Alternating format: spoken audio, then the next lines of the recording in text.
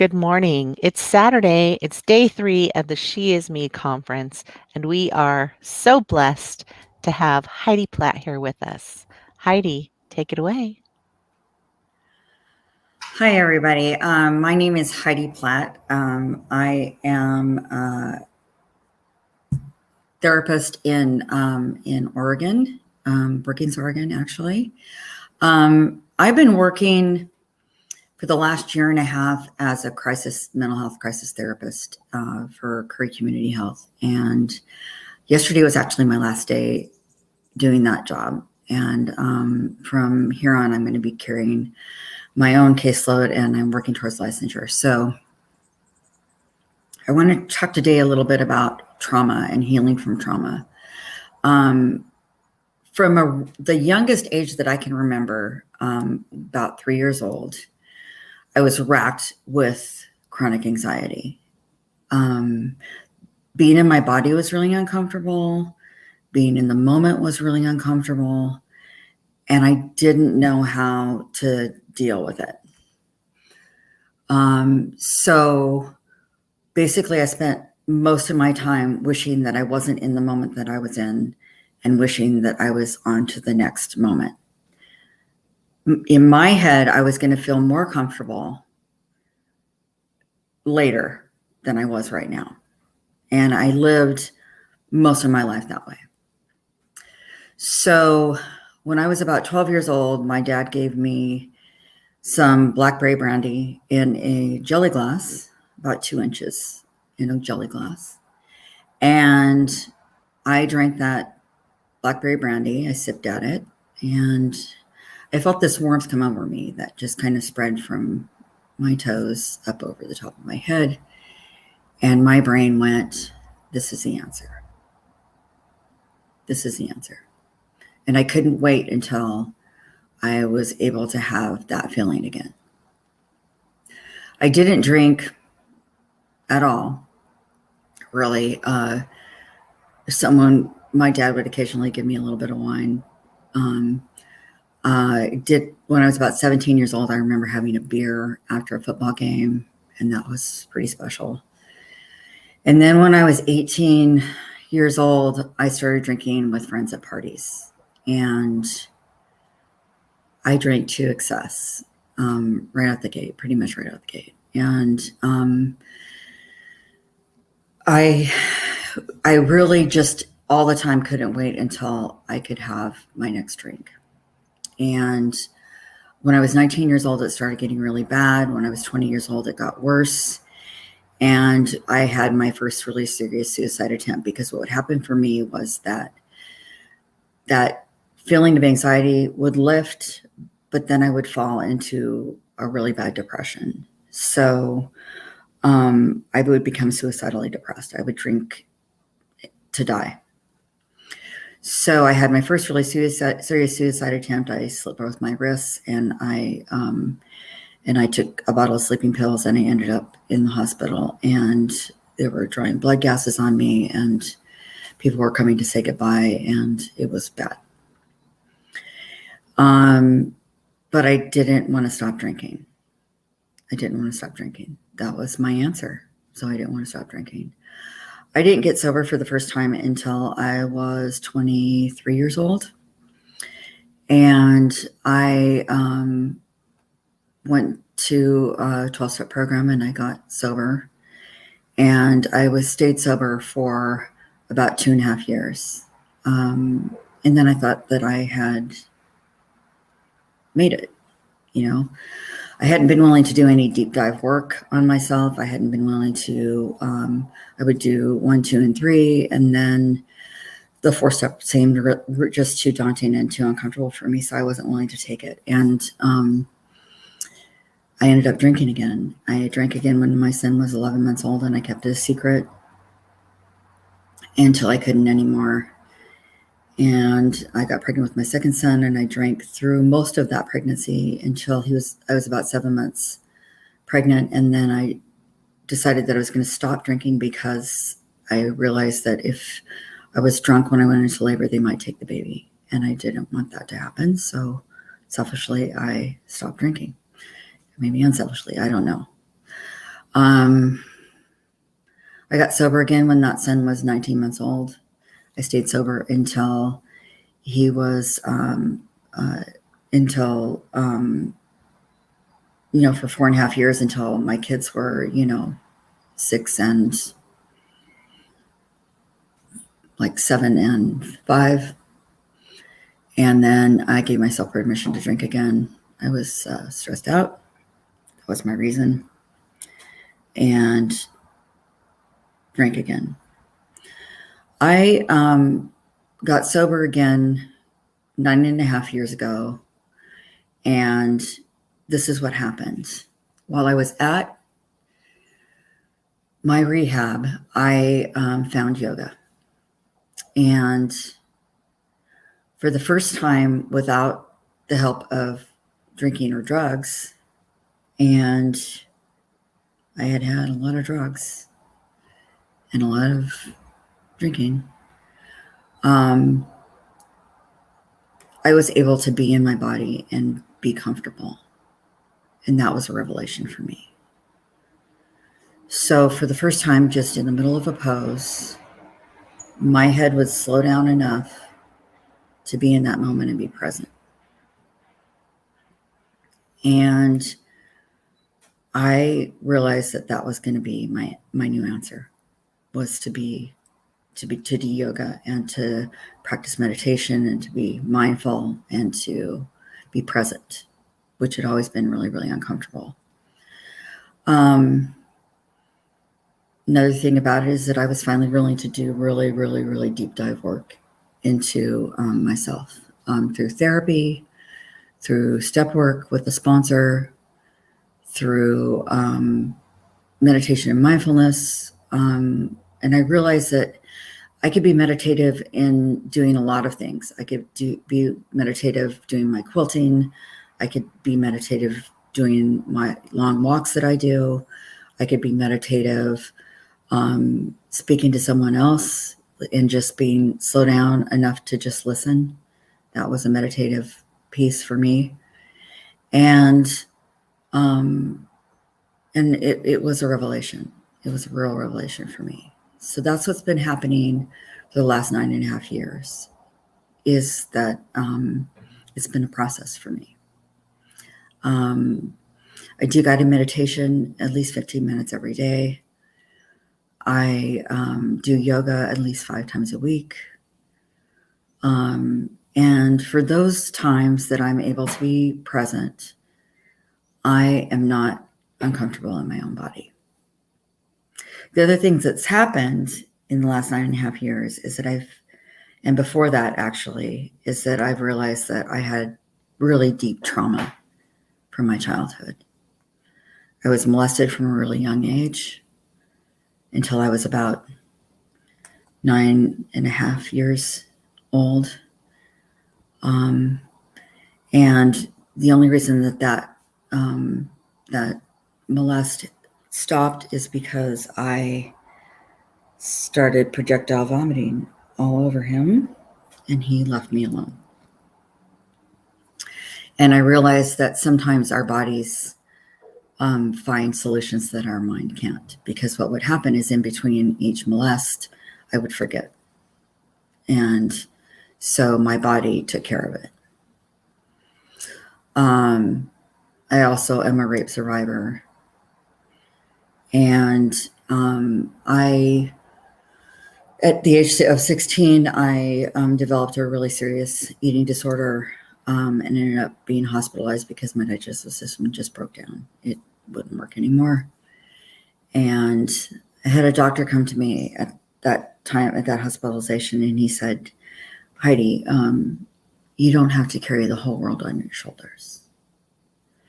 And that was exactly what I was feeling. I was feeling like I had to literally carry the whole world on my shoulders. And I didn't know how to do that. I didn't know how to compartmentalize. I didn't know how to distract. I didn't know how to be present. I had no idea how to do that. So he gave me permission to kind of start to work on the eating disorders little by slowly. And and I was able to do that.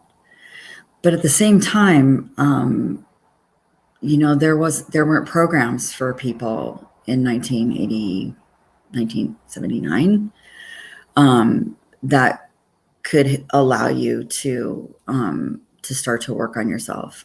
They were just starting to realize what anorexia nervosa was. There weren't really specialists in it, and I had good people in my court, and I had people that I could talk to, but I there wasn't really a really focused place where I could go to start to work on that, and that was hard. So I just kind of gave myself permission to start eating in kind of really ritualized ways, which unfortunately have transferred into my adulthood. So I've relapsed into my anorexia nervosa in my adulthood, and the reason I only had 9.5 years sober is because what would happen is I would stop eating, and then I start drinking and using again. And besides alcohol, I also used opiates and benzodiazepines, and in fact was kicking benzodiazepines when I went into treatment this last time. So I was only able to do yoga after I kicked benzodiazepines because I couldn't even stay focused long enough to do that, to even be present for any kind of practice. So what would happen is I would stop eating, and then I would start using, or I would start using and I'd stop eating. They're really linked. So I did a paper when I was just in my first few years of schooling. And that paper was on the direct correlation between eating disorders and addiction. And I found a lot of papers that supported that paper. I was able to find a lot that, and then what I found was that 50% of people with eating disorders also have addiction issues, and 50% of people that have their primary diagnosis of substance use disorder also have eating disorders of some kind, either bulimia or anorexia nervosa or overeating. So with that support, kind of through moving through my schooling, I was able to realize that I was a very traumatized person, and that was the reason why I had this anxiety. It was the reason why I had a lot of my addiction issues, was the reason that I also had the eating disorders, addictions, and the anxiety disorder.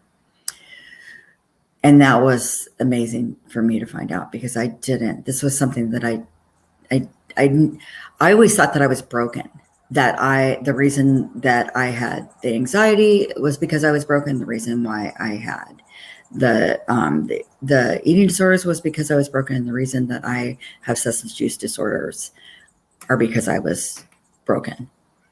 And so what I get to do today is I get to reflect back to people that I work with that what happens is if you have trauma, especially in childhood, and then you add in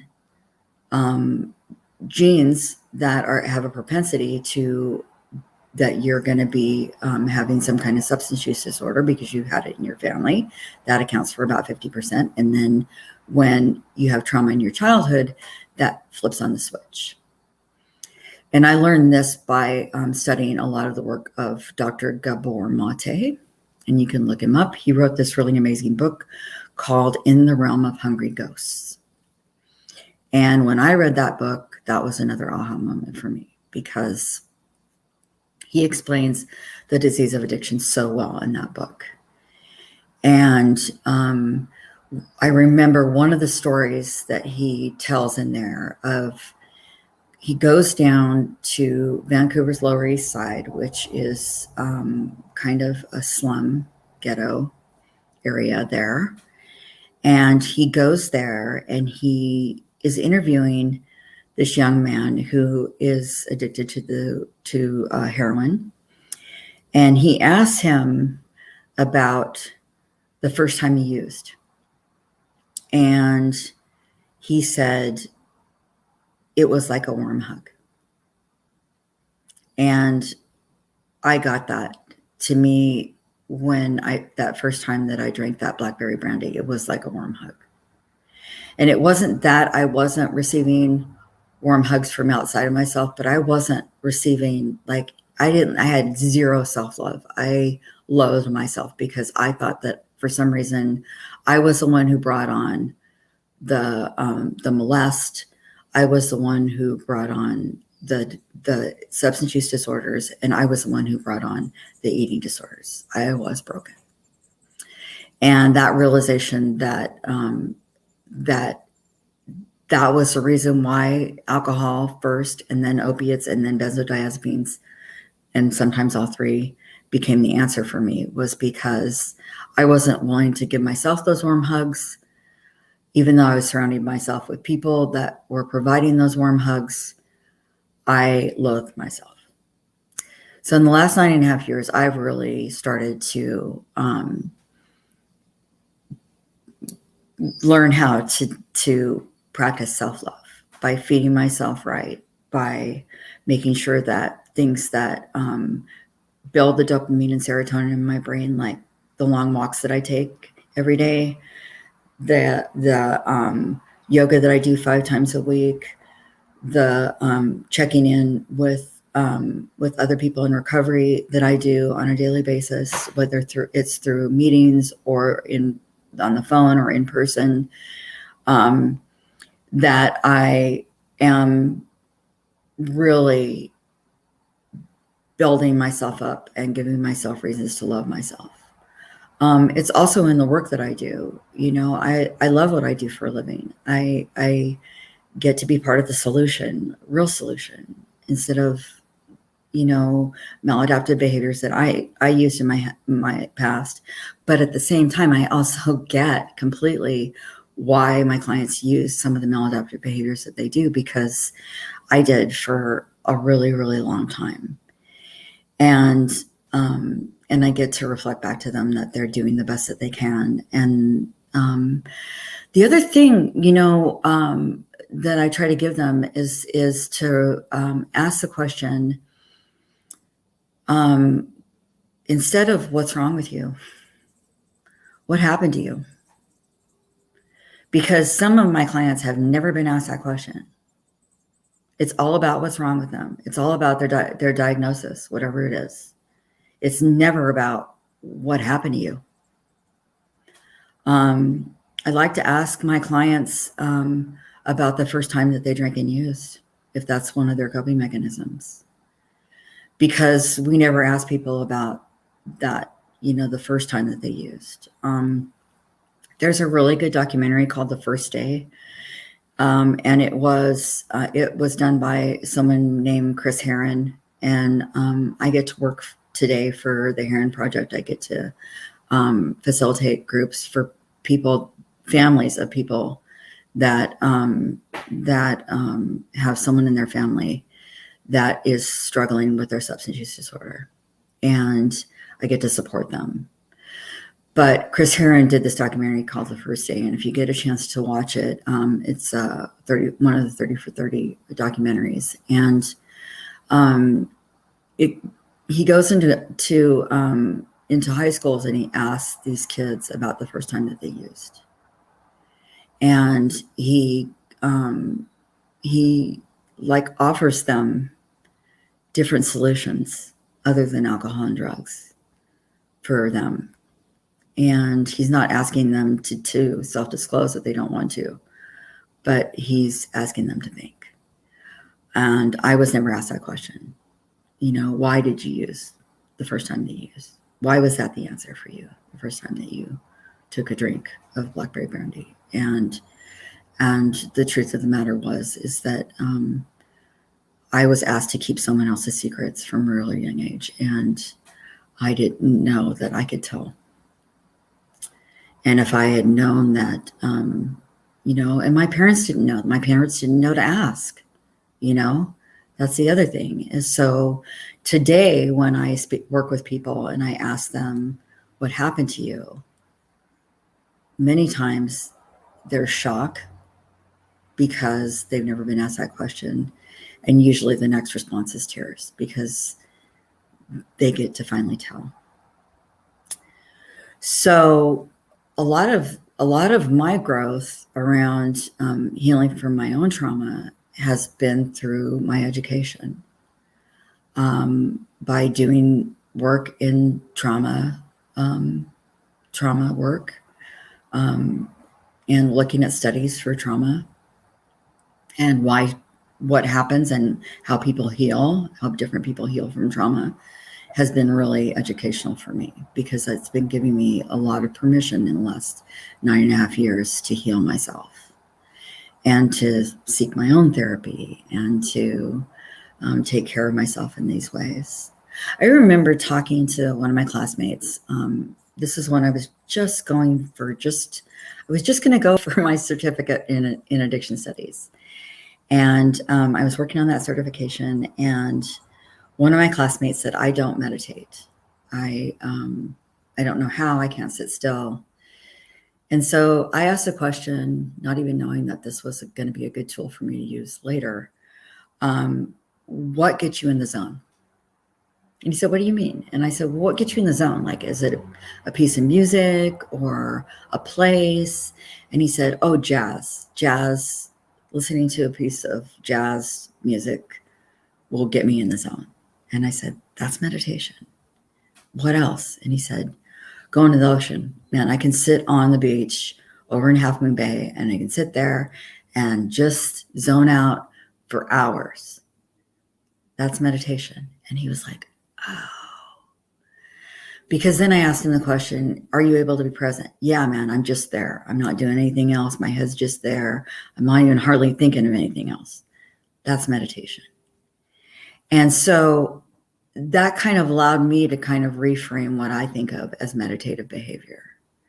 I can be in my kitchen like I was this morning, baking something. I was making this awesome coconut pound cake, and I was able to just be in the zone, just reading the recipe, adding the ingredients, in the zone, not needing to do anything else, not needing to be anywhere else, not needing to be in the next moment like I always needed to be when I was a little kid, just being willing to be there now.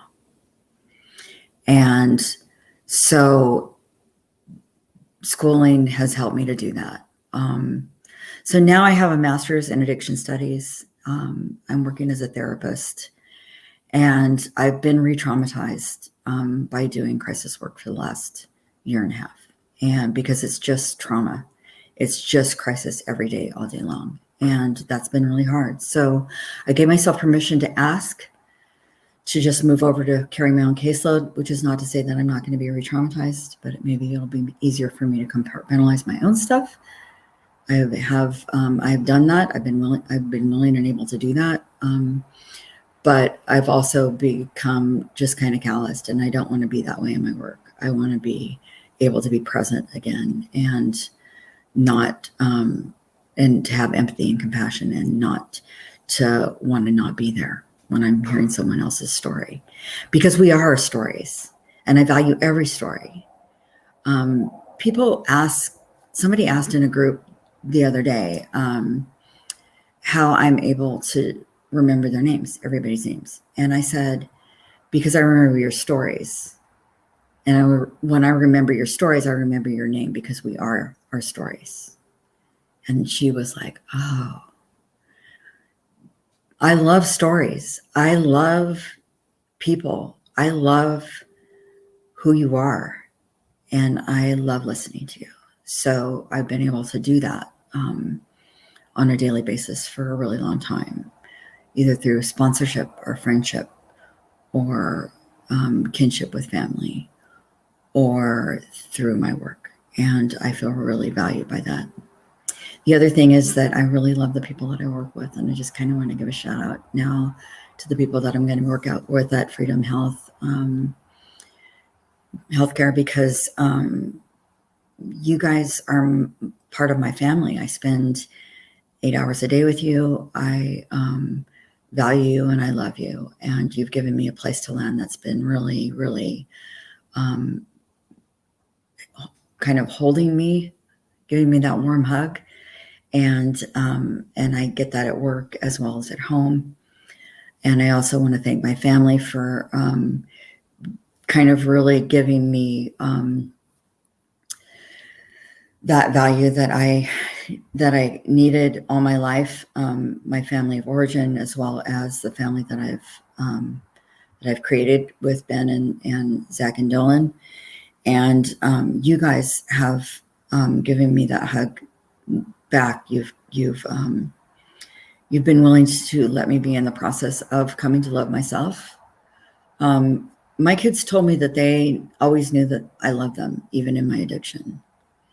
But they realized, especially my younger son told me this one time, that they just didn't know. He just didn't know why I couldn't stop using. And I told him I couldn't stop using for him because I couldn't love myself. And that was probably the most honest thing that I'd said in years when I said that to him when he was 16 years old. And today I love myself. So I get to put down the substances. I have put down the substances, and I have found other ways to give myself that warm hug. And I'm really grateful for that. And so I get to love other people better. I get to love my friends better. I get to love my family better. And I've really been able to forgive my family of origin for not knowing. They didn't know. And as soon as they knew better, they did better. And I'm really grateful for that.